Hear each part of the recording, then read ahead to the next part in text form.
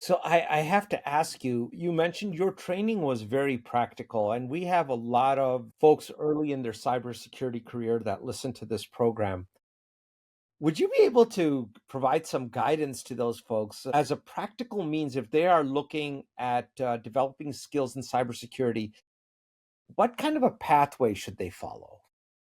Yeah, it's a good one. I think this one is a very interesting question, and I think there are different ways how to take it. But I think now I'm maybe a bit subjective to the way I came into the industry, because I went from the very hands-on pathway, and I would say foundation will serve you endless, like into the infinite.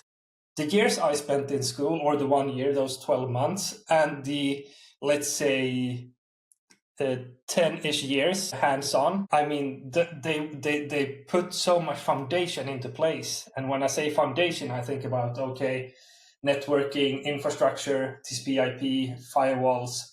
Nowadays, of course, now it's cloud, but it's the same principles. You still need to know it. Back in my day, it was server rooms and all that stuff, and like these appliance boxes for networking and switches. But I would say start from there. And the same goes if you would like to go into, let's say, if you want to go into the offensive field, still start on the blue team side or the defensive side and understand how you build the stuff, and then how you will attack it. Because if you know how to build it, you know how it operates, it's much more easier for you to go into the offensive landscape.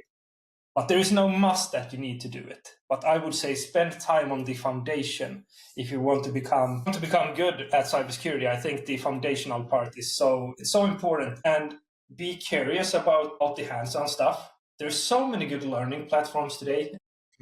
Don't want to drop any of the names here, but and the knowledge there, it's almost for free. You pay so little money and you get so much back. At my time, you needed to spin up your whole infrastructure at home or at the work, and then sit there in front of the computer or in that server room, which were noisy as beep, cursing word there, but you kind of need to do everything on your own. Sit there, spend the time. Now you have it so accessible for you. So I would say foundation, spend time on foundation. And this one, be curious, be very curious.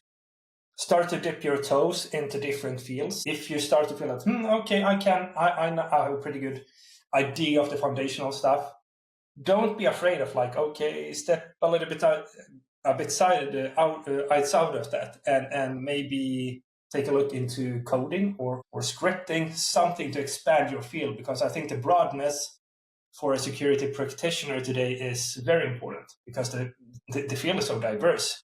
And if you want to become good at something, you need to find your passion as well. So why not be curious and test out what works for you? For me, it was very much the infrastructure side, which I still think is very interesting, but it has kind of transformed from on-prem to the cloud. To the cloud, yeah. But I mean, I think curiosity will serve you well, and don't be afraid of testing stuff out. That will help you to pivot into different stuff. But foundation, I think foundation is critical. And then, of course, networking as well. Have good people around you that you can ask the questions to. These days as well, good people are everywhere. There's so many communities that you can join. So why not try to be a part of a community if you don't have the friends around you? So much more than it was when I started. No communities, no people sharing their craft, share their skills or the knowledge as much as today.